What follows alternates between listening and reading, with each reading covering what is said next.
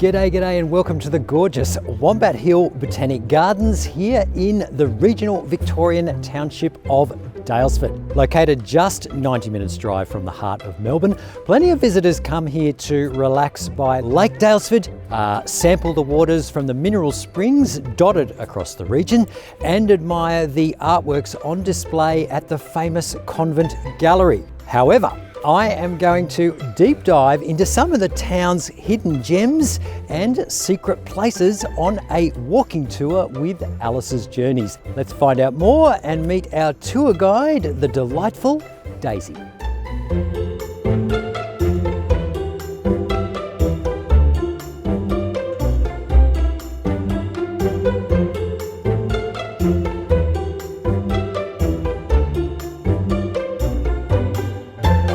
So it's a wonderful insight into the architecture, the history, the culture that you wouldn't otherwise know about.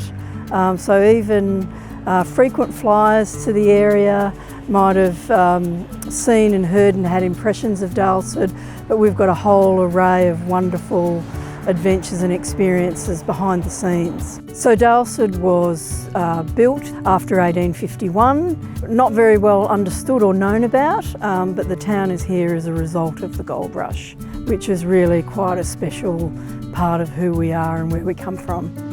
So we go into the churches, we go into the Albert Hotel, we go into the courthouse, unless there's an event or something special on, but most of the time we're able to go in. And it gives you a great insight to actually see inside because the light changes and then you see the architecture from the inside of those buildings, which is, a lot of it is in unique original condition. So it's as it was when these buildings were built in the 1850s onwards.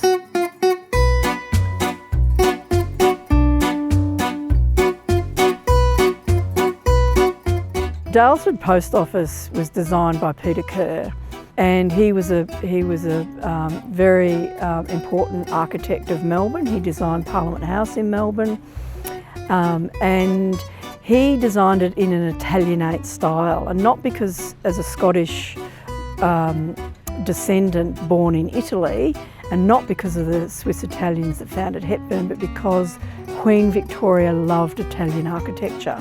She was the monarch to Australia for over 60 years, so it's not inconceivable that she saw a lot of images of the colonies and particularly the architecture.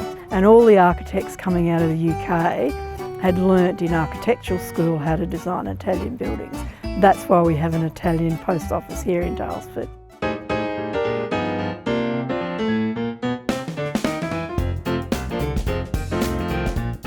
The inside of St Peter's is really unique because it includes a panel on the eastern side of the building of Munich glass, which is a very rare, extremely exquisite and expensive panel brought to Australia by boat and brought inland on bullock dray at great expense to this community, and it really tells us about what it meant to the community at that time.